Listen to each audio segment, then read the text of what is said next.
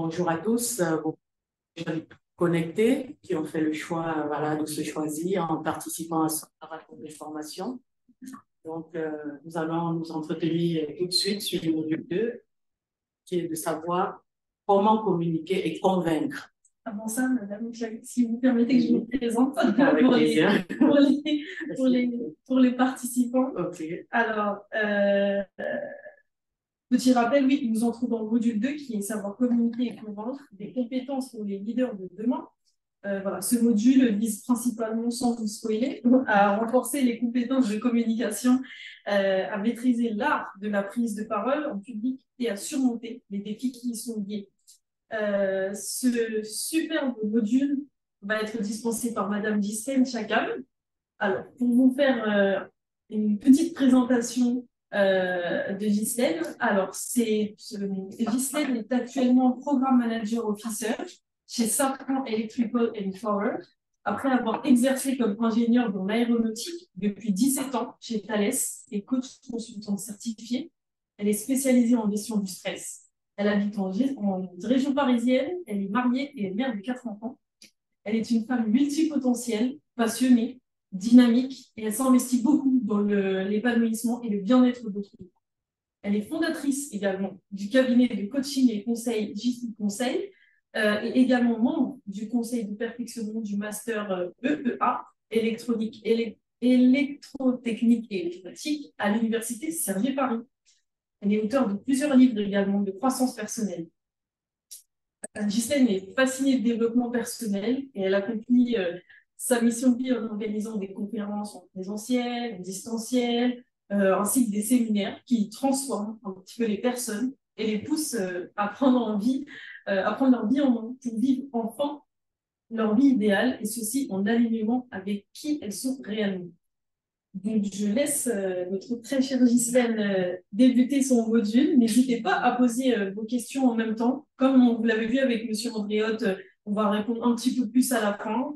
Je lirai vos questions et ferai l'interlocutrice avec Ghislaine. Donc, voilà, n'hésitez pas, partagez aussi. On va commencer tout de suite. Voilà, merci Ghislaine, c'est bien vous. Merci Aïssatou pour cette présentation de moi. Donc, je rajouterai en disant, voilà, je suis une femme épanouie parce qu'aujourd'hui, c'est ce qui manque à beaucoup, l'épanouissement, le bien-être. Donc, voilà.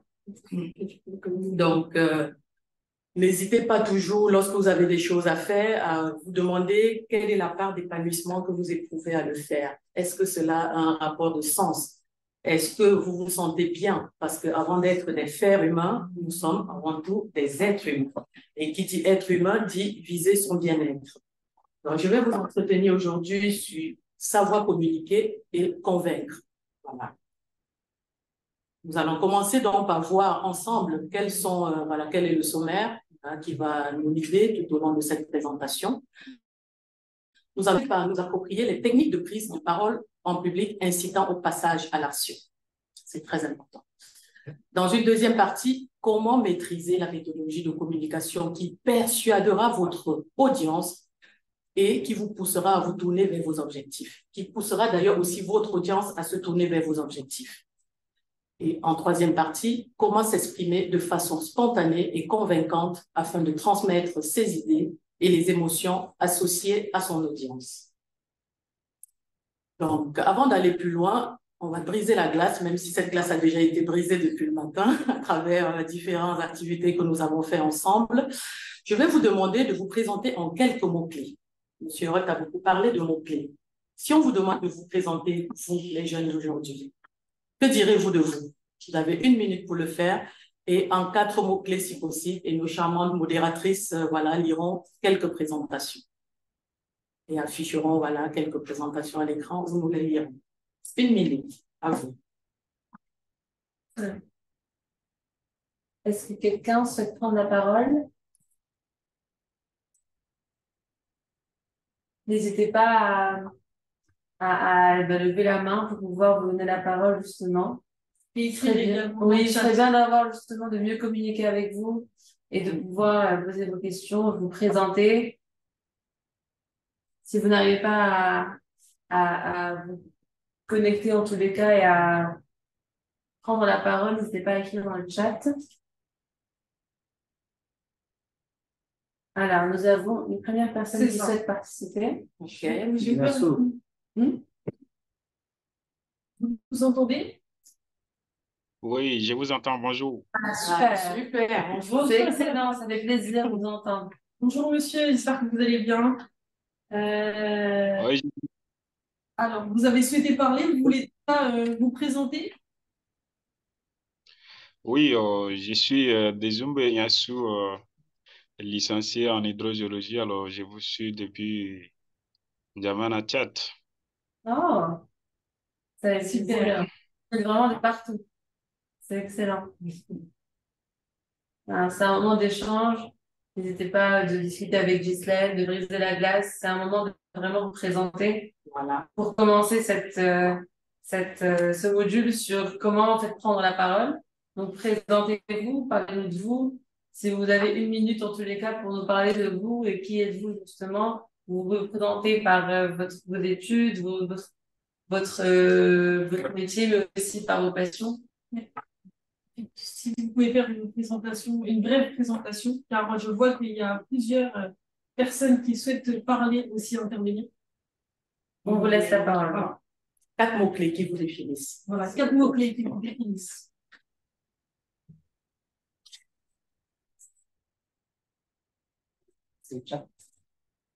Est-ce que vous nous entendez? Vous devez juste allumer votre micro, il est coupé. Monsieur Ignassou? Est-ce que vous m'entendez? Et là, c'est bon, on vous entend. Donc, 4 mots-clés. Moi, je ne vous entends pas. Vous ne nous entendez pas?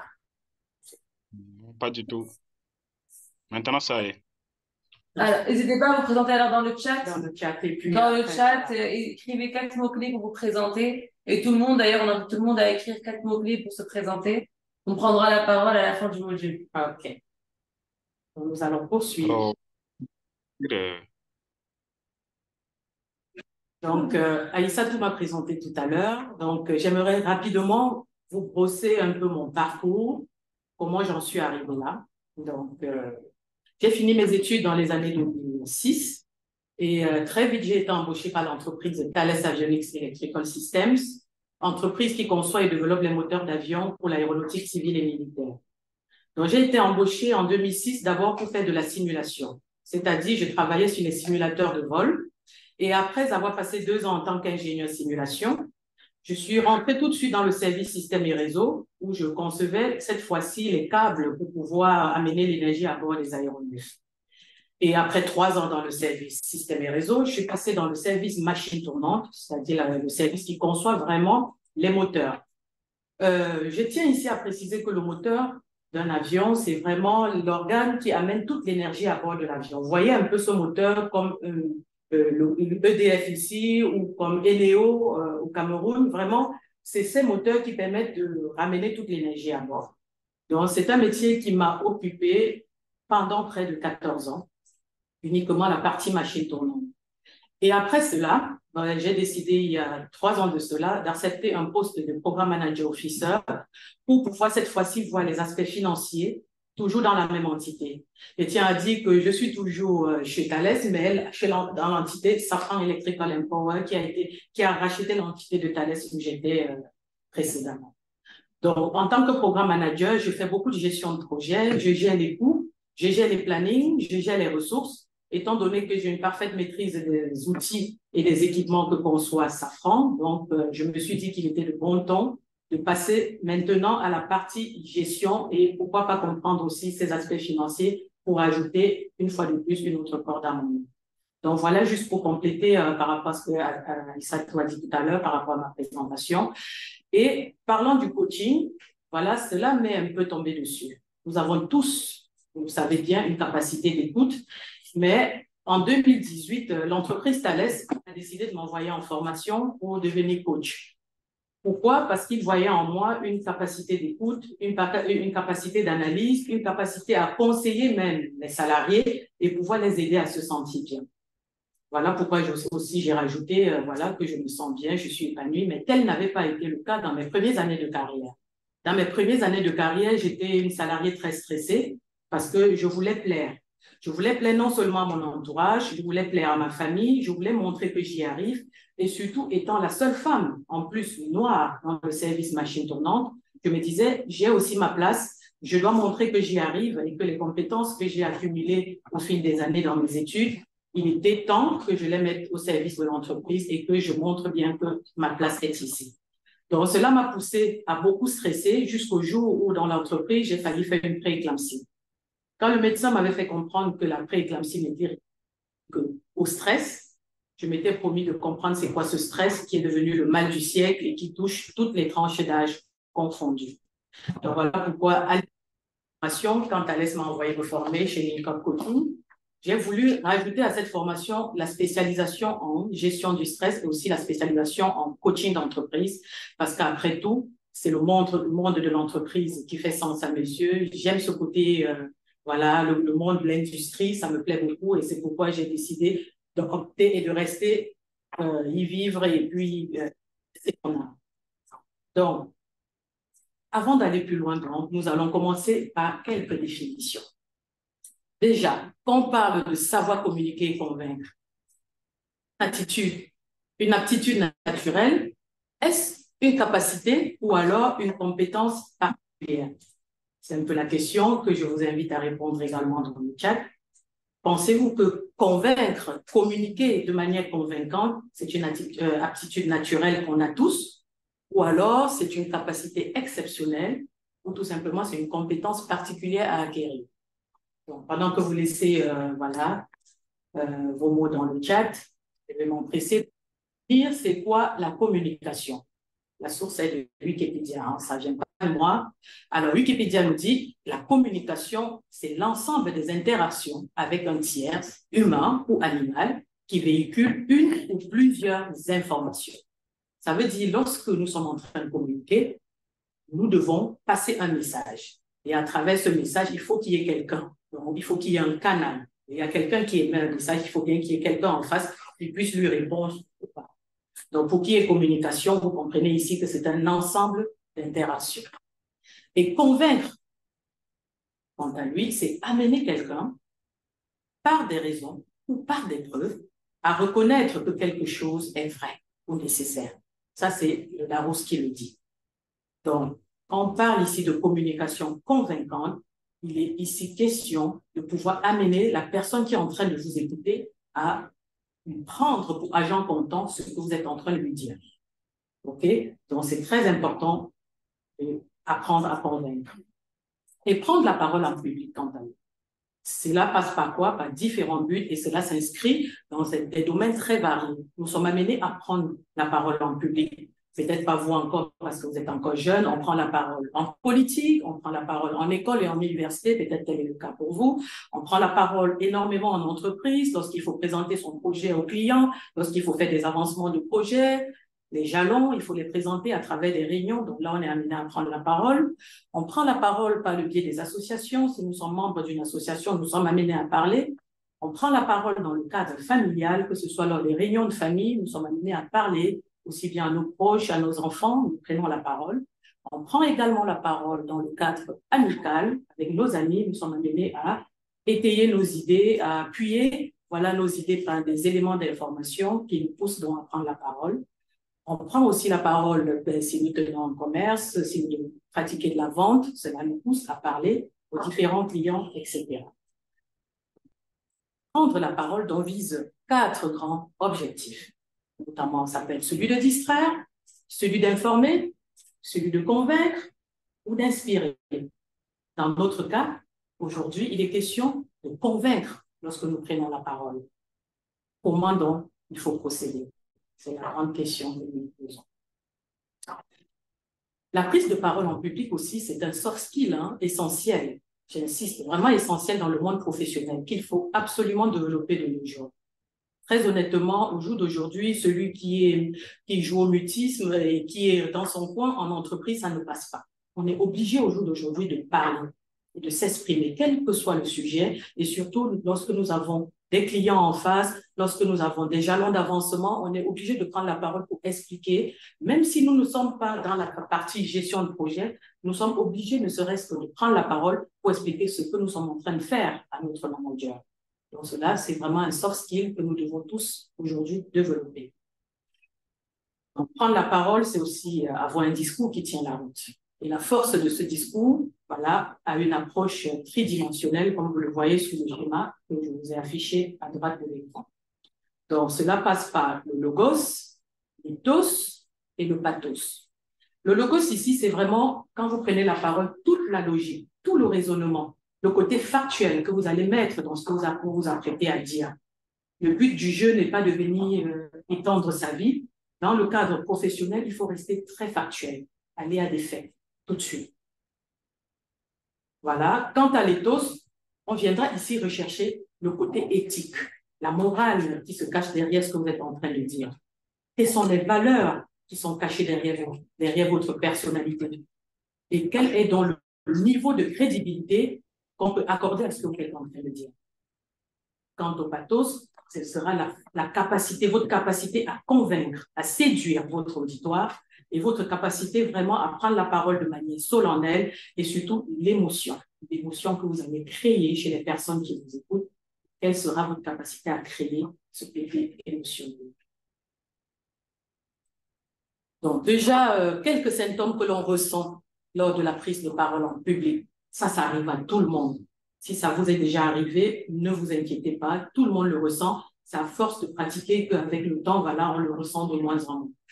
Beaucoup de personnes, lorsque c'est une première expérience ou bien lorsque c'est la toute première fois, ces personnes, lorsqu'elles doivent prendre la parole en public, peuvent ressentir soit des palpitations, il y en a qui peuvent avoir la bouche sèche, d'autres qui peuvent avoir des sueurs froides, d'autres les mains moites. C'est un peu les symptômes qu'on a lorsque nous sommes stressés. Et c'est normal. Pourquoi? Parce que vous vous apprêtez à parler à un public peut-être que vous ne connaissez pas, dont la peur de l'inconnu peut être vraiment l'objet ou l'origine, la cause profonde de vos palpitations, de vos sueurs froides. La peur d'être illégitime. C'est qu'on est nouveau, qu'on est jeune embauché, ce qui sera votre cas dans quelques années, vous vous dites, est-ce que j'ai la légitimité de parler de ce que je suis en train de faire? Est-ce que j'ai le pouvoir de pouvoir affirmer certaines choses? Donc, rien que la peur d'être illégitime vous pousse justement à paniquer, à stresser, à palpiter, et j'en passe. La peur aussi du regard des autres. Vous savez, nous sommes dans une société qui vise à mettre des gens dans des cases. On se dit, ben, si on ne fait pas comme un tel, ou bien si on ne procède pas comme un autre, ben, tout de suite, on sera jugé. La peur du regard des autres, c'est tout simplement la peur du jugement. On se dit, ben, que vont-ils penser de ma présentation? Que vont-ils penser de mes propos? Que vont-ils penser de mon niveau de connaissance à travers mes idées? Est-ce que cela passe correctement aux yeux des gens? Dans la peur, rien que le fait de s'imaginer, de se dire, que pensent les gens dessous de moi, de ce que je suis en train de dire, peut vous mettre dans une situation de stress. On a également la peur de l'échec. On se dit, on n'a pas droit à l'erreur. On est dans une société où on doit faire tout de suite bon et du premier coup. On ne donne pas la possibilité de recommencer. On se dit, là, tu as une chance de parler, il faut que tu fasses bon du premier coup. Pourtant, non. Regardez, par exemple, un enfant, lorsqu'il apprend à marcher, combien de fois il tombe? Il tombe, il se relève, il persévère, il retombe, il se lève, jusqu'au jour où il arrive à marcher, jusqu'à courir. Donc, il faut que nous nous disions déjà, d'entrée de jeu, que l'échec doit faire partie de notre réalité. À partir du moment où on conçoit que, OK, nous pouvons échouer, à ce moment, ce n'est même plus un problème. Mais si on est en permanence en train d'avoir peur d'échouer, cela devient un réel problème. Donc, voilà un peu des situations, voilà, qui poussent souvent l'individu à palpiter, qui poussent l'individu à avoir la bouche sèche, à avoir des sueurs froides lorsqu'il est amené à prendre la parole en public. Donc, de ce fait, là, je vais m'apprêter à vous passer quelques astuces, voilà, pour prendre la parole en public sans stress. Et avant d'aller plus loin, je tiens quand même à vous définir c'est quoi le stress. Je sais que vous aurez un module dessus. On est en situation de stress lorsque notre environnement nous fait une demande et à partir du moment où on se rend compte que la demande que nous fait notre environnement est supérieure à ce que nous pouvons donner, alors nous rentrons en situation de stress. Ça veut tout simplement dire quoi? Que nous n'avons pas suffisamment de compétences ou alors nous n'avons pas suffisamment d'éléments pour répondre à la question ou alors à la demande qui nous est faite. À ce moment, on stresse. On stresse pourquoi? Parce que l'organisme est très bien fait. Quand tout va bien, nous sommes apaisés. Nous sommes en état d'homéostasie. Or, quand nous sommes perturbés dans notre équilibre, nous stressons parce que nous cherchons constamment à avoir des éléments pour y arriver. Donc, stresser, c'est quelque chose plutôt de normal, surtout lorsque nous nous apprêtons à faire quelque chose qui est incertain pour nous. C'est à nous donc d'avoir des armes, c'est à nous de cultiver des éléments pour pouvoir anticiper et mieux gérer la situation qui s'apprête à se présenter à nous. Donc, de ce fait, la première astuce que je m'apprête à vous partager, c'est de dédramatiser la situation. Si vous êtes vraiment sûr que vous avez la compétence, que vous avez compris le sujet et que vous avez les armes en main pour pouvoir faire une belle présentation, il n'y a pas de raison de stresser.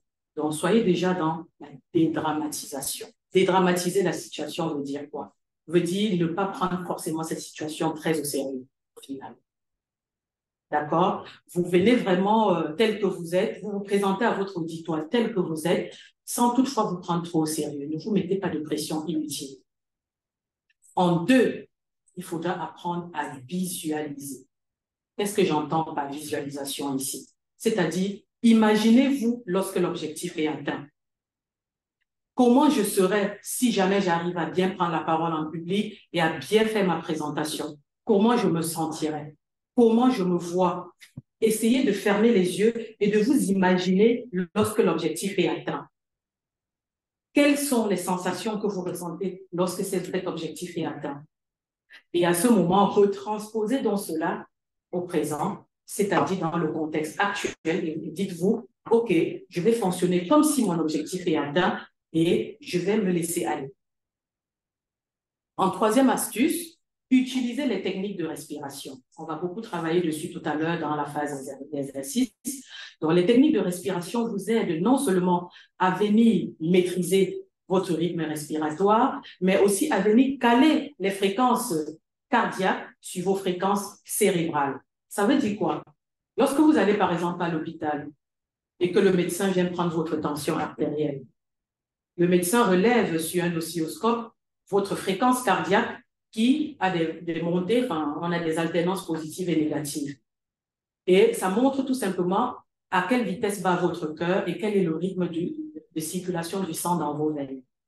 De la même façon, lorsque vous allez voir un cardiologue, lui peut aussi venir mesurer non seulement votre fréquence cardiaque, il pourra aussi analyser ça en adéquation avec votre fréquence cérébrale.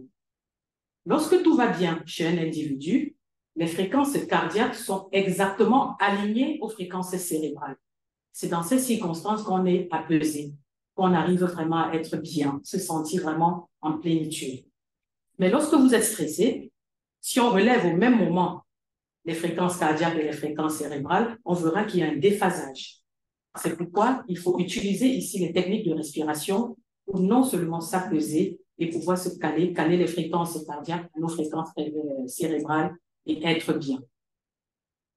En quatrième astuce, il faudra planifier votre intervention.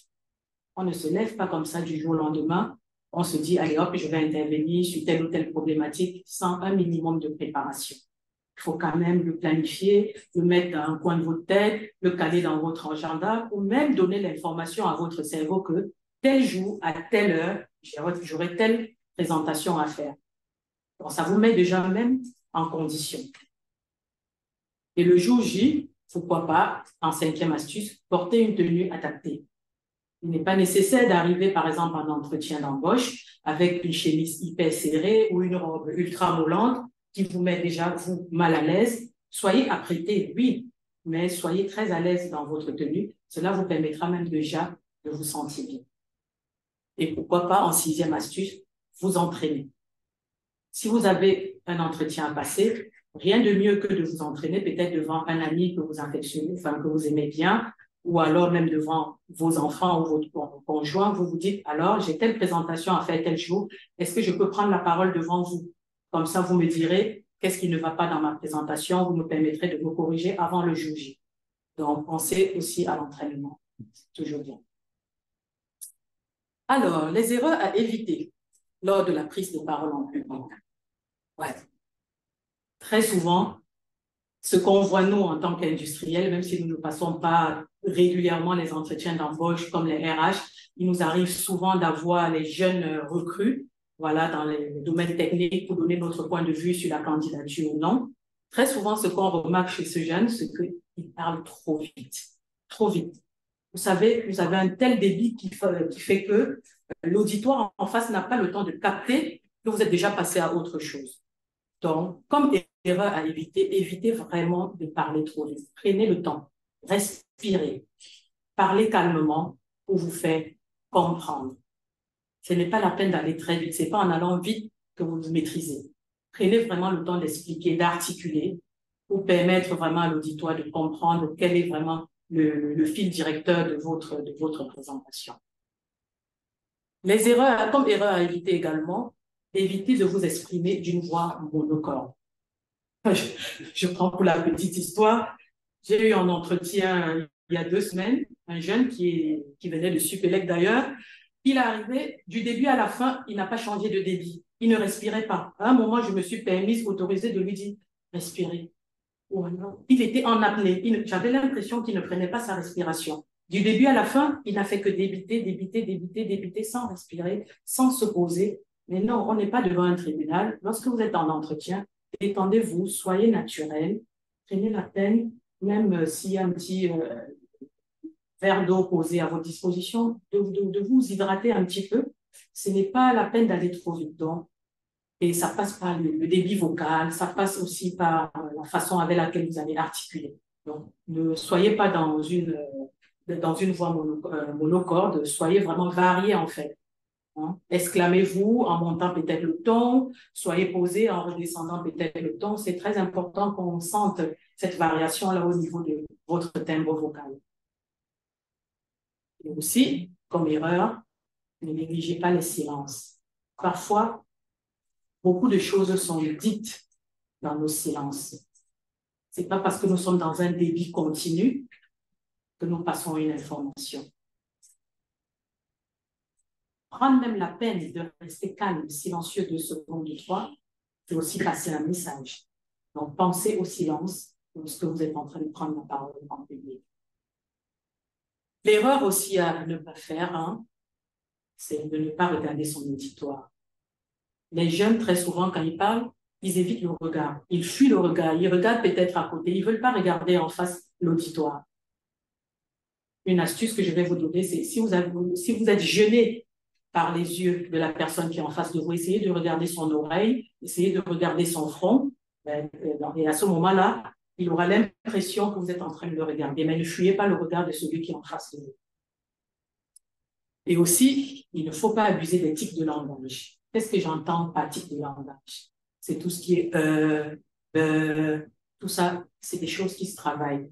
Si en amont, comme je vous ai dit, vous vous êtes fait écouter par vos amis ou bien par la famille, ils vont vous aider à relever ces types de langage-là. Et on le verra dans un exercice par la suite, comment aller vraiment travailler cela. Et à force de le répéter, c'est quelque chose quand va même venir involontairement, vous faites attention et vous ne le prononcez pas. Donc, les tics de langage vraiment sont un proscrit à l'avenir. L'erreur aussi à faire, c'est de mépriser la préparation. Beaucoup arrivent généralement en entretien ou alors en réunion avec le client. Mais ils regardent leur agenda et se disent « Ah, j'ai réunion dans 5 minutes ». Ils n'ont pas pris le temps de se remettre dans les conditions, de se dire « Ah, la réunion va parler de quoi? Qu'est-ce qu'on a dit la semaine dernière ou il y a un mois? Quelles étaient les actions? Quelles sont les personnes qui devaient rentrer en jeu ?» Ils redécouvrent sa préparation, sa présentation dans la réunion. Et ça, ce n'est pas bon. Donc, préparez-vous suffisamment en amont. Prenez 15 minutes, 20 minutes pour préparer vraiment votre présentation. Et le fait aussi d'arriver en manquant déjà d'énergie, c'est quelque chose vraiment qu'il faut proscrire. Il y a des jeunes qui arrivent en entretien, ils ont des cernes. On sent que toute la nuit, ils n'ont pas dormi. Ça, ce n'est pas bien. Déjà, d'un point de vue, l'image que ça renvoie, ça montre que vous êtes quelqu'un de pas organisé, vous ne savez pas vraiment gérer votre temps le temps de sommeil, le temps d'éveil. Ça, vraiment, prenez le temps à la veille d'un entretien ou à l'heure d'une présentation de suffisamment dormir, hein, de manger léger et de vraiment avoir le plein d'énergie au réveil pour passer vraiment un entretien dans de bonnes conditions. Et aussi, il y a des personnes, elles maîtrisent leur sujet, elles sont aussi amenées à prendre leur public de haut. Qu'est-ce que j'entends par prendre le public de haut? Il suffit, par exemple, que la DRH vous déstabilise avec une question. Tout de suite, vous allez vous lâcher en disant, par exemple, mais si je te dis ou je vous le dis, ou alors c'est toujours comme ça, en réunion, on le voit très souvent, c'est toujours comme ça avec vous, vous êtes toujours comme ça. Non, il ne faut pas prendre votre auditoire de haut. Donc, prenez la peine vraiment de prendre de la hauteur face aux situations, d'accueillir l'information et de vraiment prendre le temps d'articuler pour pouvoir faire vraiment une présentation comme il se doit et dans les règles de l'art. Donc, voici 8 techniques pour parler en public de façon impactante. Premièrement, utilisez votre regard. C'est tellement puissant. Tout se passe dans vos yeux. Et dans vos yeux, on sait que si vous avez peur, si vous êtes effrayé parce que vous êtes en train de dire ou par l'auditoire, si vous êtes confiant, ça se lit dans vos yeux. Donc, le non-verbal est très, très important.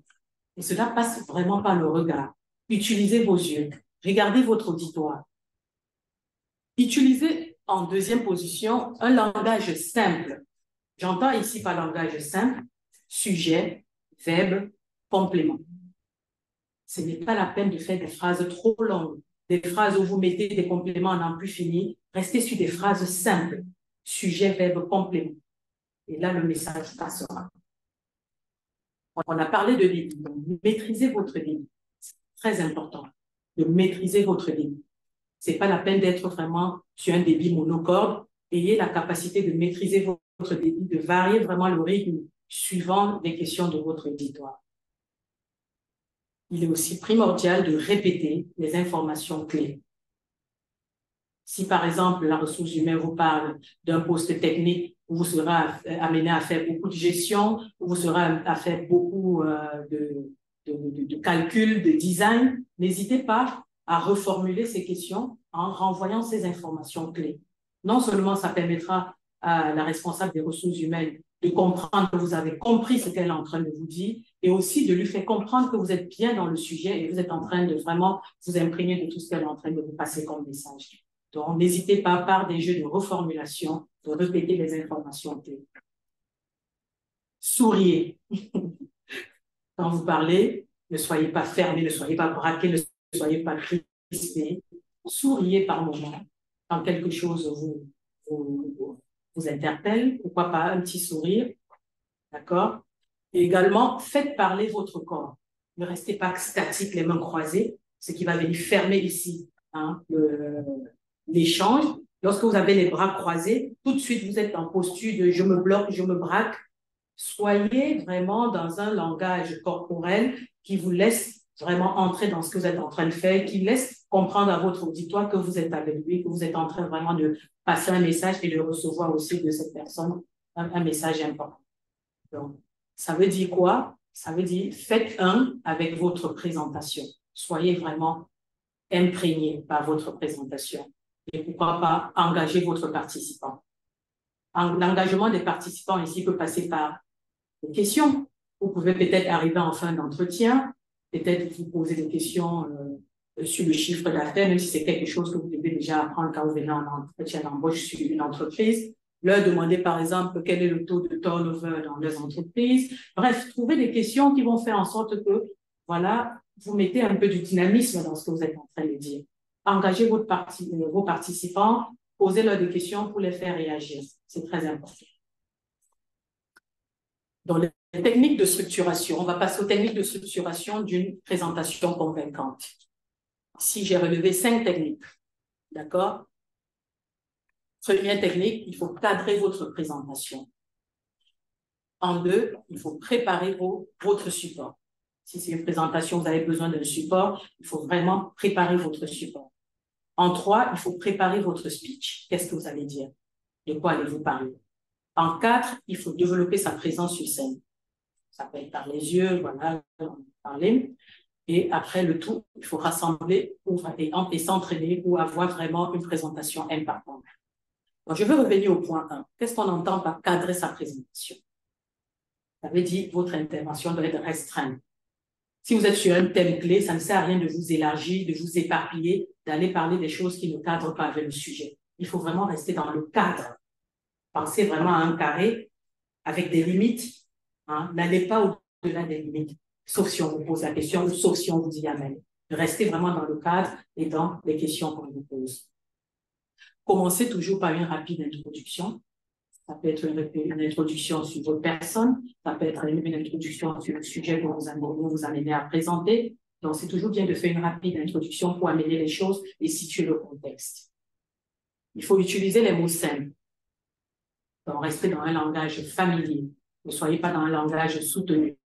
Utilisez vraiment des mots simples et restez sur la structuration sujet, verbe, complément pour me faire comprendre. Pourquoi pas raconter une histoire?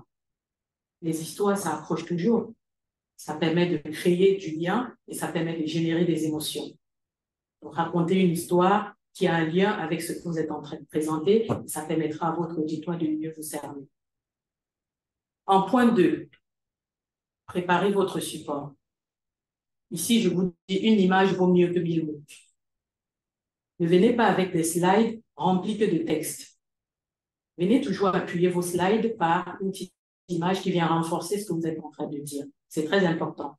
Parce que parmi nous, il y a des personnes qui sont visuelles, d'autres qui sont kinesthésiques, d'autres qui sont olfactifs. Donc, en coaching, il y a plusieurs langages qu'on appelle le VACOG.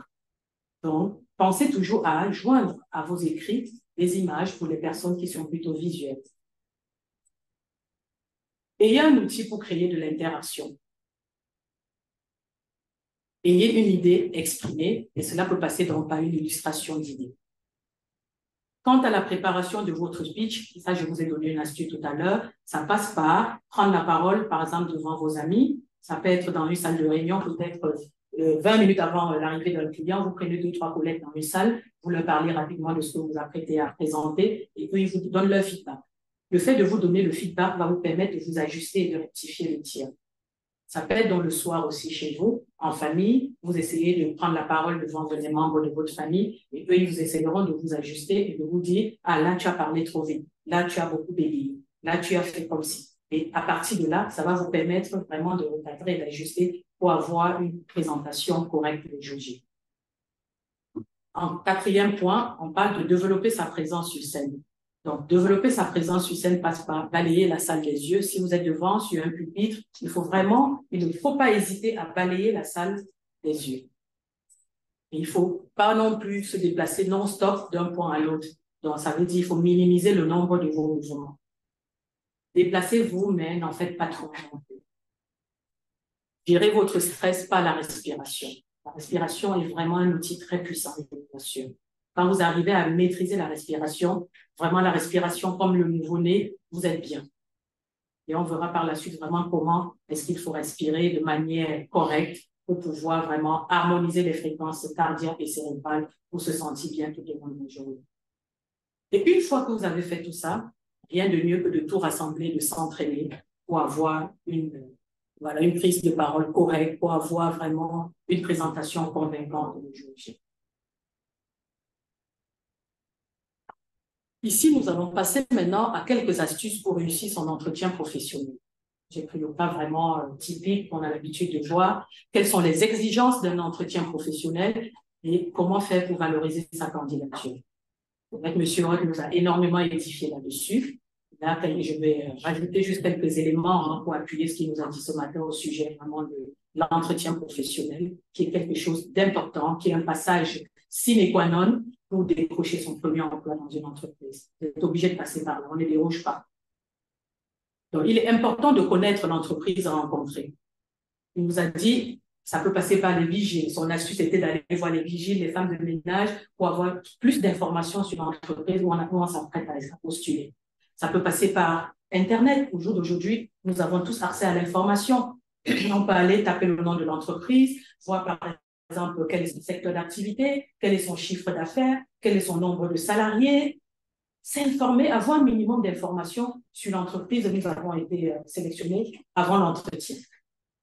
Parce que c'est anormal d'être devant le recruteur et de ne rien connaître sur la culture d'entreprise, sur les valeurs, bien que la RH va vous les rappeler. C'est important de savoir quelles sont les valeurs de l'entreprise où nous nous empressons de postuler et pourquoi pas de travailler. C'est très important d'avoir un minimum d'informations déjà en amont sur l'entreprise qui s'apprête à nous accueillir. Le jour J, il faut avoir une présentation soignée. Ça veut dire quoi? Bien coiffé, voilà, bien maquillé. Ça ne veut pas dire avoir une tonne de make-up pour les filles, mais vraiment juste ce qu'il faut. Être apprêté, une tenue propre, repassée, vraiment être à l'aise dans ses vêtements. Ensuite, il faut faire preuve de ponctualité. Si vous avez un entretien à 11 h, ce n'est pas à 11h15 que vous allez vous pointer, mais bien avant. Arrivez même à 10h30, prenez le temps de vous imprégner des lieux, d'être à l'aise avant votre entretien. C'est toujours très bien vu, la ponctualité. Et lorsque vous entrez dans la salle, saluez votre interlocuteur avec enthousiasme. Donc, si votre interlocuteur vous tend la main, prenez la main, mais qu'on ne sente pas une main moite, une main fatiguée. Ayez vraiment de l'enthousiasme et tout même dans votre gestuelle. Pour le jour J, établissez un contact visuel chaleureux. C'est très important. Un vrai contact visuel, ça permettra déjà à votre interlocuteur de se dire « Waouh, j'ai quelqu'un en face de moi qui a du raisonnement ». Instaurez également un climat de confiance mutuelle. Donc, ne soyez pas en train de prendre votre auditeur de haut. Soyez vraiment dans un climat de confiance. Écoutez attentivement votre interlocuteur. Ça veut dire quoi? Ne vous empressez pas pour répondre à ces questions. Prenez la peine de bien comprendre la question posée avant d'y apporter des éléments de réponse. Soyez vraiment dans l'écoute. Et je dirais même l'écoute active de votre interlocuteur. C'est très important. De plus, synchronisez votre posture avec celle du recruteur et adaptez votre discours. Qu'est-ce que j'entends par là? Si votre interlocuteur vous parle beaucoup en se mettant comme ça, par exemple, en mettant un peu la main sur la joue ou alors en ayant la main sur la table, rien ne vous empêche de vous approcher et de poser aussi un petit peu de temps en temps votre main sur la table. Ça permettra non seulement de synchroniser avec la personne et de montrer à la personne que vous êtes en phase avec elle. Alors, il faut synchroniser les gestes, synchroniser même dans la façon de parler. Si votre interlocuteur utilise une façon de parler, essayez de rester dans cette même façon de parler. Ça facilite les échanges et ça vous pousse vraiment à aller de l'avant. De plus, il faut adopter une attitude mentale positive pour maîtriser votre langage corporel. Ça veut dire quoi? On a parlé de visualisation tout à l'heure. Voyez-vous comme si l'objectif est déjà atteint. Cela va pousser vraiment au niveau mental à vous travailler à ce que vous soyez déjà dans la posture positive pour pouvoir maîtriser ce qui se passe et avancer. De plus, répondez toujours de manière positive aux questions qui vous est posées. Donc, lorsque votre auditoire vous pose une question, répondez vraiment de manière positive. Il n'y a pas de raison d'être dans la négativité. Restez vraiment positif le jour J.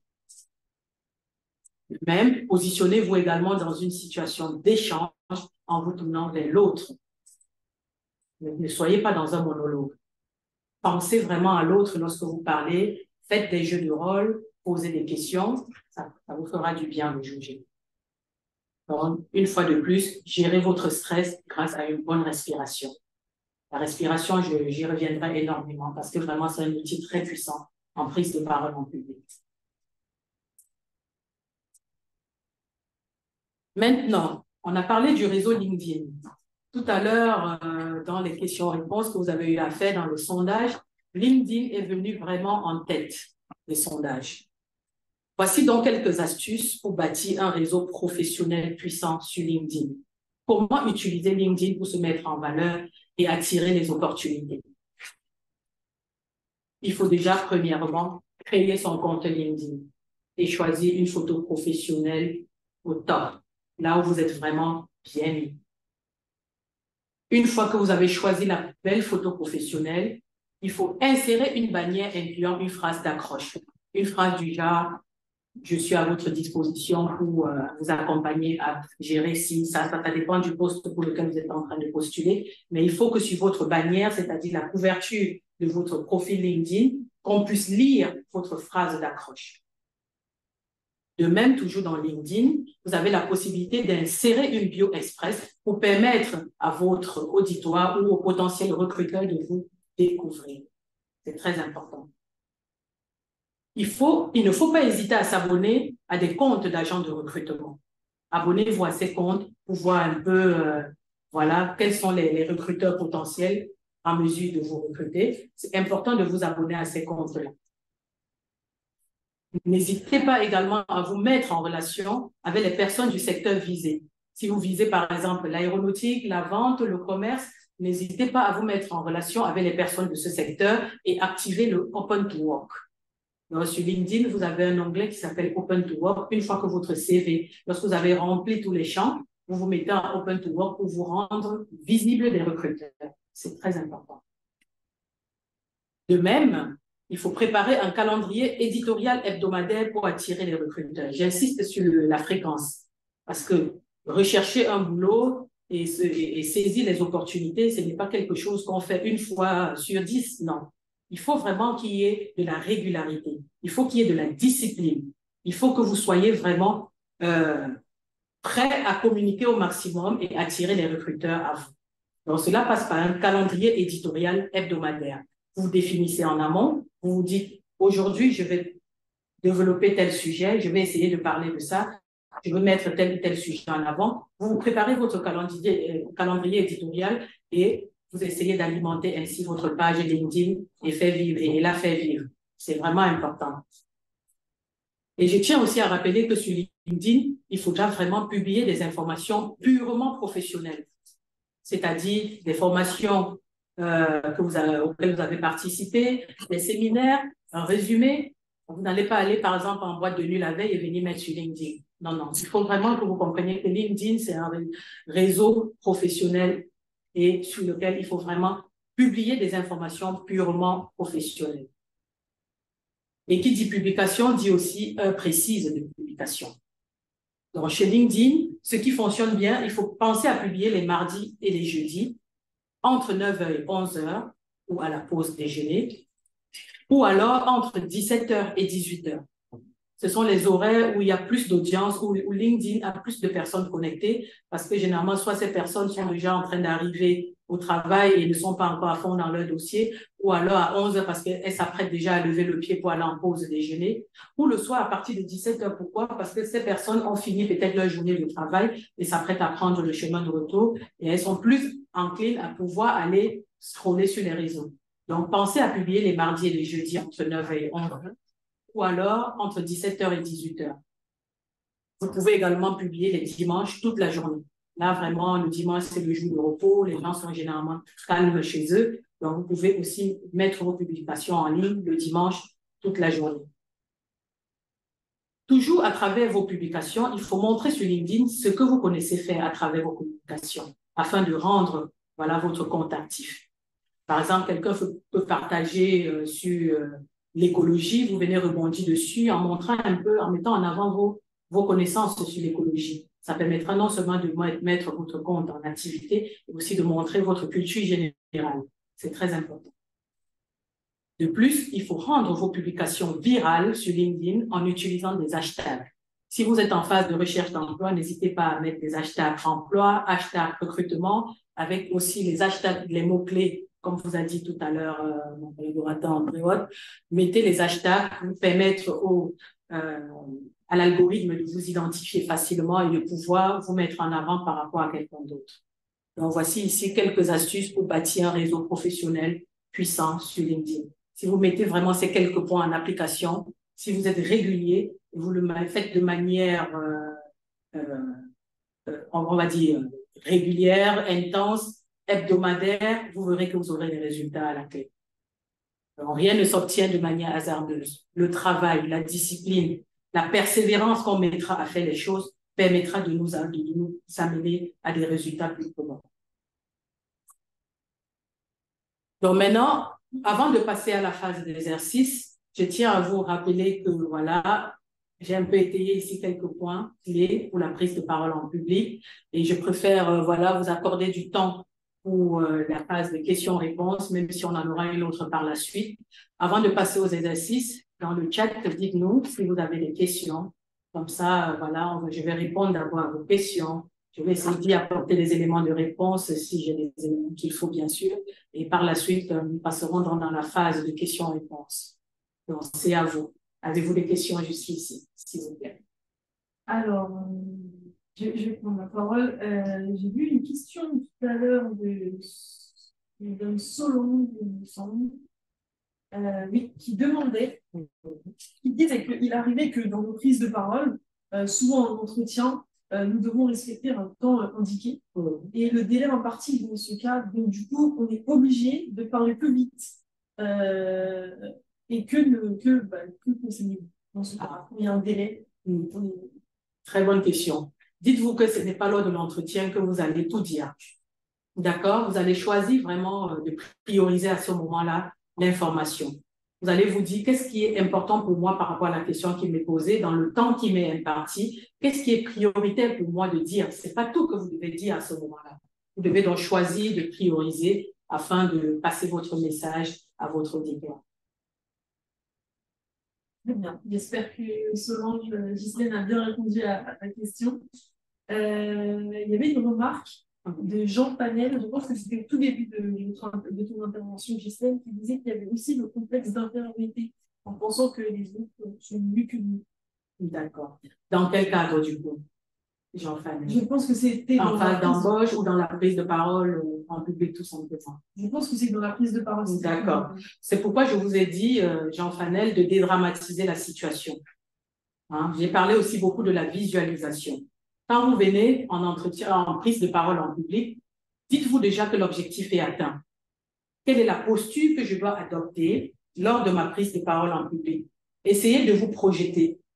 Hein? Ça s'appelle l'interrogatoire d'entretien. Essayez de vous projeter comme si l'objectif est atteint, comme si vraiment vous avez pu passer le message que vous avez à passer à votre auditoire.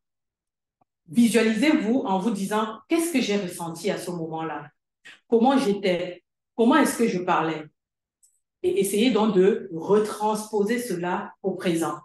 Ça veut dire quoi? Vous vous présentez à votre auditoire, l'objectif étant atteint. C'est avec toutes les émotions qui vont avec, c'est avec toute la dextérité qui va avec, c'est avec tout le charisme qui va avec. Cela vous permettra vraiment de vous sentir bien et dédramatiser la situation. Les gens ne sont pas toujours là pour vous juger, les gens ne sont pas toujours là pour vous jeter la pierre. La peur du jugement peut nous pousser à nous bloquer, à nous freiner, à aller de l'avant. Donc dites-vous que les gens sont aussi là pour apprendre de vous. Les gens sont aussi là pour s'abreuver, pour recueillir ce que vous êtes sur le point de leur passer comme information. Ils ne sont pas toujours là en posture de juge. Ils sont aussi là peut-être dans la bienveillance pour apprendre de vous. Donc, ne prenez pas les choses forcément trop au sérieux, dédramatisez la situation et tout se passera bien.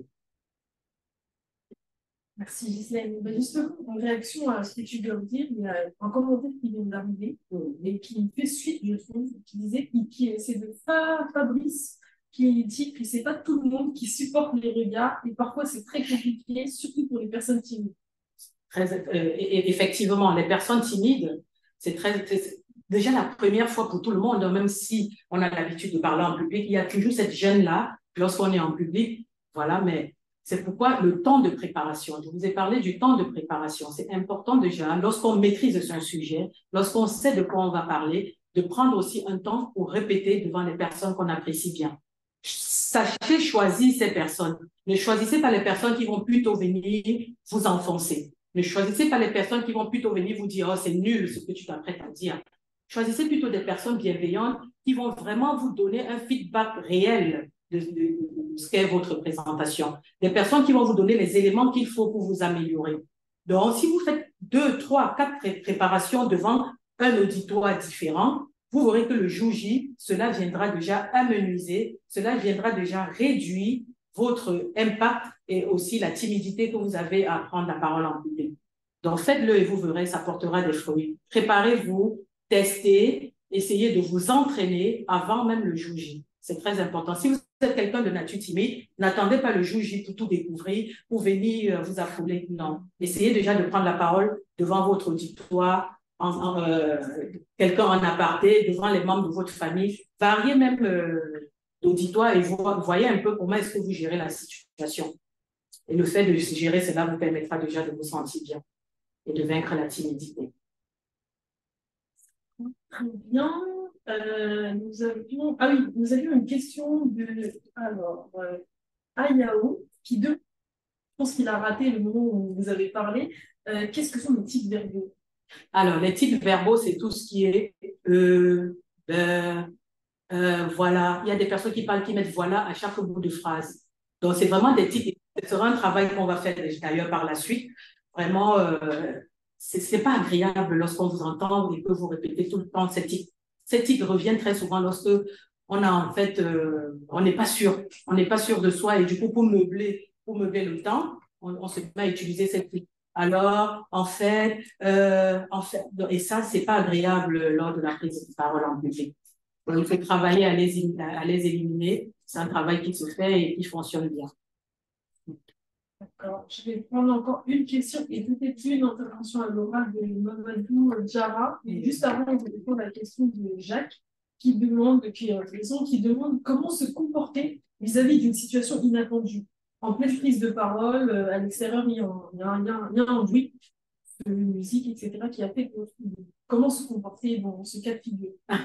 On peut se tourner ça en dérision. S'il y a par exemple un bruit ou quelque chose d'inattendu, ben, vous pouvez faire une blague à votre auditoire en vous disant par exemple, qui a entendu ce que j'ai entendu par exemple? Vous essayez de faire une blague pour détendre l'atmosphère. Ne vous laissez pas happer par ce qui vient de se passer dans l'environnement extérieur. Essayez voilà, de vous imprégner vous aussi de la situation et puis de tourner ça en dérision. Ça permettra de passer facilement ce passage-là en fait. D'accord. On demande aussi s'il y a des méthodes. Est-ce qu'il y a des questions gênantes? Ah, non, si déjà votre auditoire a sa liste de questions à vous poser, elle va la dérouler. C'est à vous de savoir comment est-ce que vous accueillez cette question. Et déjà, qu'entendez-vous par question gênante? Qu'est-ce que vous entendez par question gênante? Parce qu'une question, derrière une question gênante, peut se cacher plutôt une opportunité. Qu'est-ce que vous entendez par question gênante? Sur votre personnalité, si vous pouvez repréciser dans le chat, s'il vous plaît. C'est Fabrice, j'ai posé ta question, à toi d'ajouter.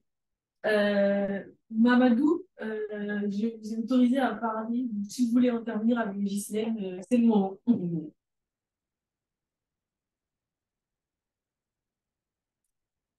Oui. Bonjour, madame. Bonjour, Mamadou. Bonjour à tout le monde. Merci pour la qualité de la présentation. Je vous en prie. Ma question était, ou du moins, je voulais parler parce que vous aviez laissé la latitude pour qu'on puisse parler justement, se présenter, se présenter en 4 mots. C'est ce que vous avez dit au départ. C'est pourquoi j'avais levé la main. Mais apparemment, j'ai oublié de baisser la main. D'accord. Ah, ok. Pas de souci. On va poursuivre avec l'exercice de Ghislaine. Si tu as une autre question, n'hésite pas à l'écrire et on lui posera ensuite. Merci en tout cas. D'accord. Merci à vous. Merci beaucoup. Okay. Cette fois-ci, donc, nous allons passer à la phase d'exercice. Et justement, comme la question est revenue plusieurs fois, comment éliminer les tics de langage? Donc, je vais vous inviter tous, voilà. Vous allez vous présenter cette fois-ci vos points forts oralement en 4 minutes. C'est très important que vous ouvrez vos micros et que vous le fassiez oralement en 4 minutes. Si on vous demande de vous présenter, comme ça, nous qui vous écoutons, nous allons relever l'ensemble des tics que vous aurez prononcés lors de votre présentation. D'accord? Je ne sais pas si la consigne est claire pour tout le monde. Donc, l'objet, c'est de se présenter, de présenter ses points forts oralement et en 4 minutes. Si vous êtes en entretien d'embauche et que la responsable des ressources humaines vous demande de vous présenter, de présenter vos points forts, que direz-vous de vous? 1 minute de réflexion et 4 minutes. Vous ouvrez, on va prendre 3-4 personnes qui vont ouvrir leur micro pour vraiment se présenter. Et nous, notre travail sera donc de relever l'ensemble des tics de langage que la personne aura prononcés. Et à force de pointer les doigts donc, sur ces types de langage, cela vous permettra de vous améliorer. Ça vous va? Alors, 1 minute de brainstorming et 4 minutes de présentation. Ne soyez pas timide, hein. Le but vraiment, c'est que on apprenne de ces marathons de formation et qu'on ait vraiment les armes pour pouvoir mieux se vendre en entretien. À vous. Alors, vous avez, comme Ghislaine a dit, vous avez 1 minute à partir de maintenant pour faire un petit brainstorming. Et ensuite, on va prendre quelqu'un à l'oral. 1 ou 2 personnes. C'est parti.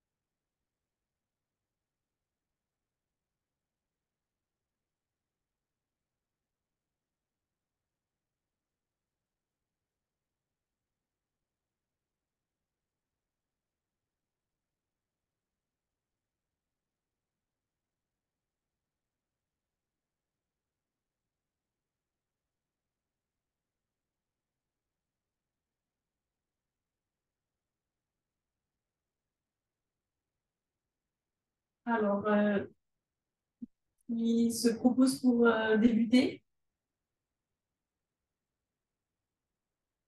Je crois qu'on a Iliassou, résumé. Super. C'est vraiment important de se prêter au jeu, hein. Bon, C'est un bel exercice. C'est ça, même si c'est une personne, mais allez-y. Alors, bonjour. Bonjour. Alors, je reviens encore une fois de plus. Je suis Dezumbe Yassou, licencié en hydrogéologie. Alors, mes points forts sont suivants. Euh, esprit d'équipe, organisationnel, capacité d'adaptation et enfin, j'aime prendre la responsabilité.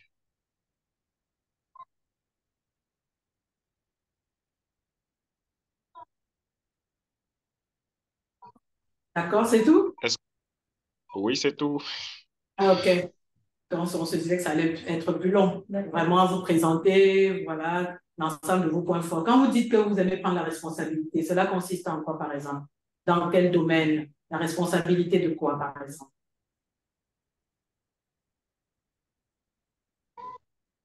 Alors, quand je travaille avec une équipe, Oui. j'aime à la tête, j'aime gérer l'équipe. Est-ce que vous comprenez? Quand vous gérez l'équipe, vous faites quoi Oui. précisément, concrète?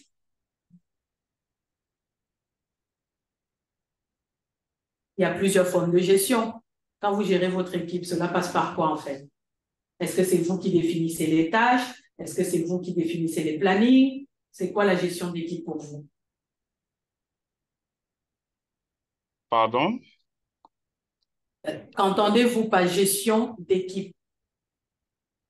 Vous nous dites que vous aimez gérer l'équipe. Quand vous aimez gérer l'équipe, ça consiste en quoi? Ça passe par quoi?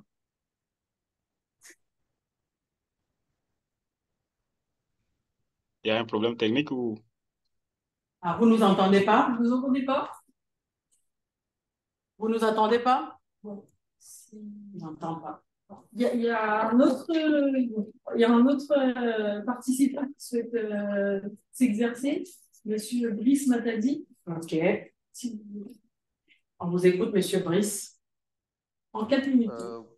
4 minutes. Respectez le timing. Vraiment, allez loin, étoffer. C'est ça. Pour qu'on puisse relever les tics de l'anglais. D'accord. Ok, d'accord. Bonjour, je suis Brice Matadi, responsable de l'incubateur. Pour moi, mon travail consiste à aider les jeunes entrepreneurs à développer leur projet d'entreprise.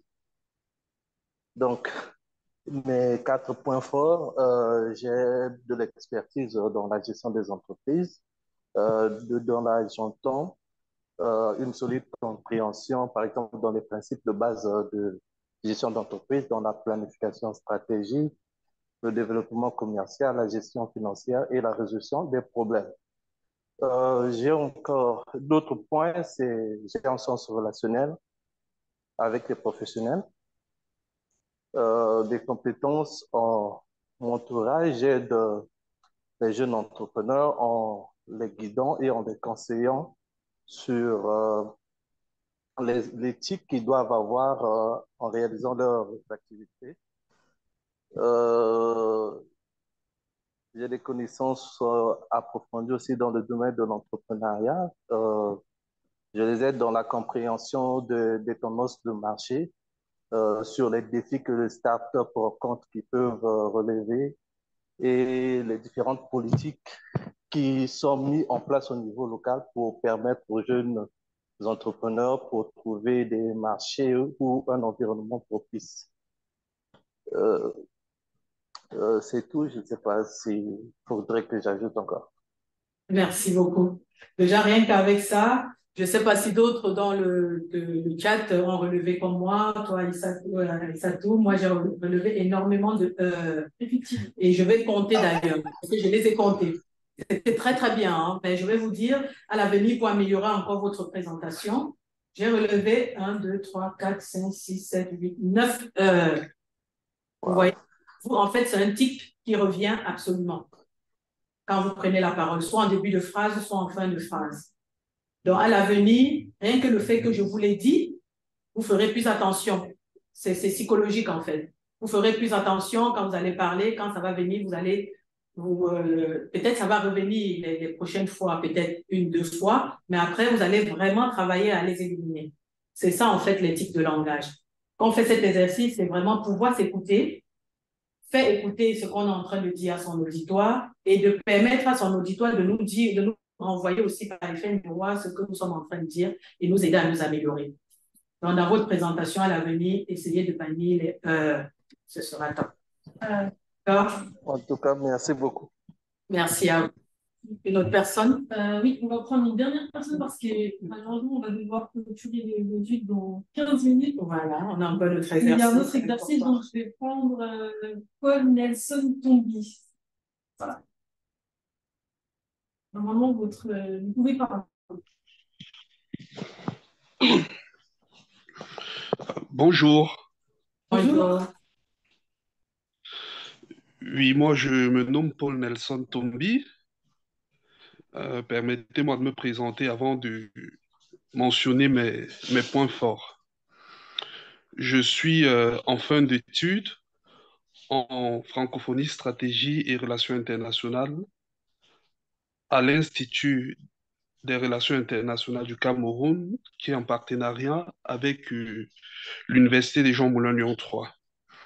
Par ailleurs, je suis coordonnateur national des jeunes ambassadeurs francophones, qui est un mouvement international ayant pour but de promouvoir les valeurs de la francophonie, piloté au Cameroun par la Maison de la francophonie 3 Lissimalen. Ainsi, mes points forts sont les suivants. J'ai la capacité de coordonner une équipe, j'ai la capacité d'élaborer des projets, j'ai la capacité de conduire des programmes, j'ai la capacité de d'échanger, j'ai la capacité de communiquer avec les partenariats en vue de créer des ponts, j'ai la capacité de, de conduire une équipe. Donc, brièvement, c'est ce que je pourrais dire en ce qui concerne mes points forts. S'il faut rajouter quelque chose, c'est j'ai une bonne capacité rédactionnelle, une bonne capacité à l'écoute, une bonne capacité à l'adaptation et une bonne capacité de gestion des projets. Merci. Merci à vous. Vraiment, c'était une belle présentation des points forts. Comme précédemment, il y a eu quelques types de langage toujours sur le même mot. Hein. C'est régulier et c'est répétitif chez beaucoup de personnes. Donc, j'en ai relevé que 5 dans le vôtre. Donc, à l'avenir, essayez juste voilà, d'y apporter un peu plus d'attention et la présentation de vos points forts sera correcte et parfaite. Merci à vous. Merci, On va merci, passer madame. au deuxième exercice. Merci. Voilà. Donc, avant même de passer à cet exercice, donc l'astuce était d'abord voilà, d'accepter les silences. Donc, lorsque vous prenez la parole pour vous présentez vos points forts, que de mettre le autorisez-vous à vraiment vous taire, vraiment marquer un point d'arrêt. Vous comprenez que de mettre le pour gagner du temps ou alors pour meubler le temps, autorisez-vous à accepter ce silence-là. Ça vous permet non seulement de réfléchir et d'articuler et de pouvoir rebondir et avancer. Ensuite, demandez donc, comme on l'a fait là, à une personne de confiance de vous écouter, d'écouter votre présentation. C'est ce qu'on a fait, on vous a écouté et de vous dire justement le tic verbal qui revient. Et dès que vraiment vous êtes conscient de cela, cela va vous permettre de l'éliminer avec le temps. Donc, faites cet exercice régulièrement et vous verrez que, à force de le pratiquer, faites-le même devant des amis, vous verrez que ça va vous vraiment à ne plus utiliser cette de langage là à l'avenir. Maintenant, nous allons passer à l'exercice sur la cohérence cardiaque, qui est en fait l'exercice de respiration. Si vous avez remarqué, je vous ai beaucoup parlé de la respiration lors de la prise de parole en public. Et là, nous allons aborder une méthode qui s'appelle le 3-6-5. 3 pour 3 fois par jour. Ça veut dire quoi? Dès qu'on se lève le matin, nous devons respirer. À midi, nous devons prendre une pause pour respirer. Le soir, nous devons respirer avant de nous coucher. Donc, le premier 3, c'est pour 3 fois par jour. 6, c'est pour 6 respirations par minute. Nous savons tous qu'une minute fait 60 secondes. Quand on parle de 6 respirations par minute, ça veut dire on inspire en 10 secondes, on expire en 10 secondes, et ceci 6 fois.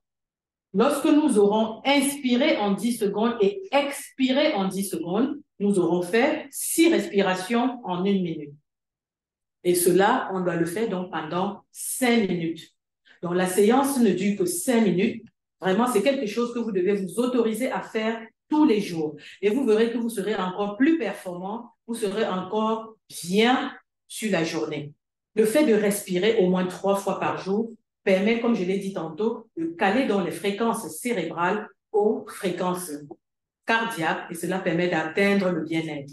Mieux encore lorsque nous avons une prise de parole en public à faire.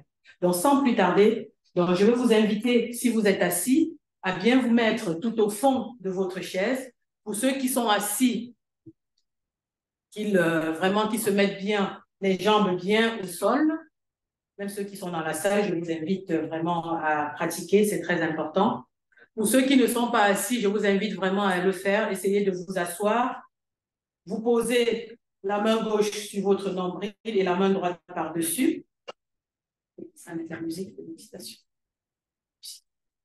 Vous posez la main droite sur votre nombril, la main gauche autant pour moi sur votre nombril et la main droite par-dessus. Donc, les pieds bien ancrés dans le sol. Je vais vous inviter par la suite à coller votre langue à votre palais et de prendre votre inspiration par le nez et vous allez expirer par la bouche. Ça veut dire quoi? Vous allez inspirer, les yeux fermés, bien entendu, les jambes bien ancrées dans le sol. Vous allez inspirer en 10 secondes par le nez. Expirer en 10 secondes par la bouche. Les yeux toujours fermés. Nous allons procéder ainsi pendant 5 minutes et vous verrez que les effets se feront sentir à partir de la 3e minute. Donc, c'est à vous.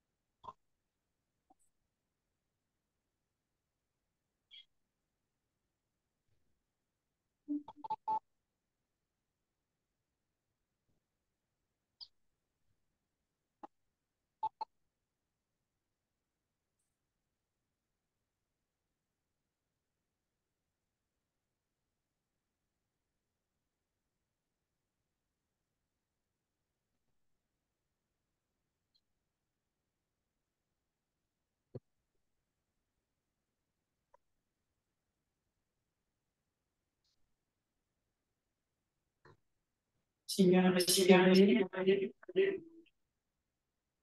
c'est l'organisation.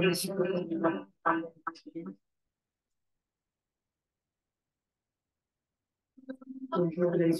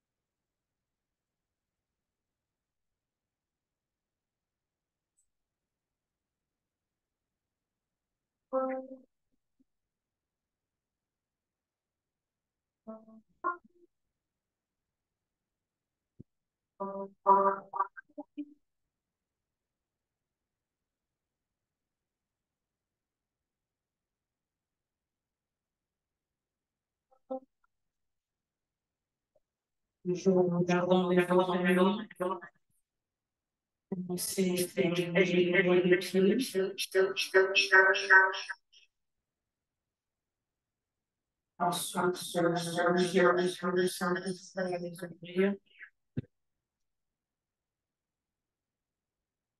vais voir.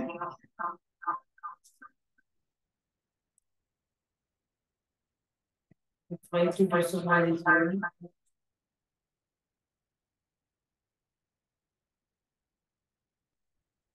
Merci à ceux que je vais rajouter. Alors, vous voyez vos micros, vous me dites ce que vous avez à dire.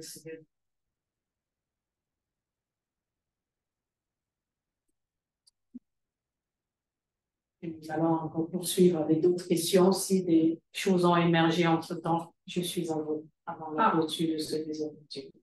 Il semblerait qu'il y ait eu des problèmes de son durant l'exercice. Je pense qu'il y avait un écho. Il y avait un écho. Ils disent que Ah, ok. On peut envoyer le module de la musique et vous pouvez vous mettre en condition après le marathon pour refaire l'exercice à lui-même. D'accord. On vous enverra les éléments après le marathon. Alors, on va devoir bientôt clôturer. Donc, est-ce que vous avez des questions? C'est vraiment maintenant, si vous voulez parler, interagir avec Ghislaine, c'est maintenant. Supplémentaires. Des questions supplémentaires, comme on a déjà répondu à une petite série de questions. Oui, c'était le moment d'exercice de respiration désiré. Et comme ma collègue vient de le dire, on vous transmettra le support avec la musique, comme ça vous pouvez le refaire à la maison tranquillement. On vient d'intégrer le lien de la musique dans le chat. C'est vrai que tout à l'heure, il y avait déjà des questions. Vous aviez déjà posé des questions. Y a-t-il des questions supplémentaires? C'est le moment. Après, Ghislaine va vous quitter.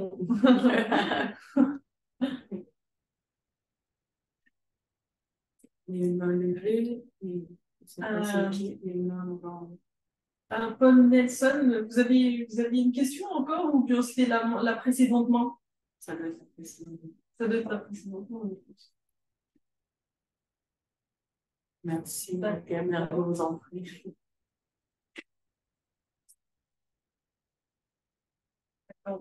Bon, il semblerait qu'il n'y ait pas de questions supplémentaires. En tout cas, Laurie dit qu'elle retient écho, logo, Super. ethos pour Donc, réussir sa communication. Merci pour la présentation. merci à vous. Donc, vous pouvez mettre dans le chat avec quoi vous repartez à Voilà. l'issue de ce module. Qu'est-ce que vous avez retenu? Qu'est-ce que vous allez mettre en pratique ici et maintenant pour pouvoir réussir vos prises de parole en public?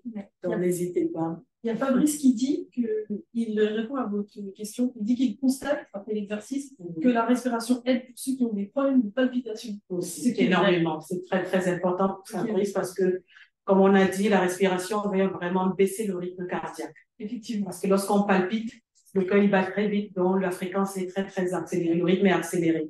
Donc, le fait de respirer, ça vient vraiment vous appeler naturellement. Vous forcez mécaniquement le cœur à se ralentir, que vous le vouliez ou pas. Le fait d'inspirer en 10 secondes et d'expirer en 10 secondes pousse le cœur à se calmer. C'est effectivement ça, Fabrice. Effectivement. Bon, en tout cas, tout le monde a l'air de vous remercier en tout cas pour la qualité de cette présentation. Merci à vous. J'espère vraiment que voilà, tous les participants qui ont suivi cette présentation auront maintenant les clés pour bien s'exprimer en public, sans stress, de manière distincte. Donc voilà. Donc merci encore à Gisèle pour ce superbe module, pareil pour Monsieur Andréotte. Alors, pour vous faire un petit topo rapide, là on va faire une pause déjeuner d'environ une trentaine de minutes, pour ensuite enchaîner avec le troisième module, avec Madame Lumina, ce que je vous disais tout à l'heure, l'épanouissement et la sérénité au travail. Donc, revenez à peu près dans 30 minutes pour rester connecté, pour ne pas vous perdre. Restez vraiment connecté, il y a encore beaucoup de choses qui vont arriver cet après-midi. C'est pas du tout fini. C'est pas du tout fini. Et puis, il y a notre fameuse table ronde avec les jeunes. Certains sont présentiels avec nous, d'autres en distanciel. Donc, voilà, n'hésitez pas à repartager le lien. Ça permettra vraiment d'échanger avec des jeunes. Il y aura vraiment une discussion à la fin. Donc, n'hésitez pas à rester connecté, à repartager le lien pour vraiment avoir une table ronde riche avec des informations de tout le monde, dont tout le monde peut bénéficier. Donc, restez connectés et on se retrouve dans une trentaine de minutes. C'est ça. N'hésitez pas à repartager.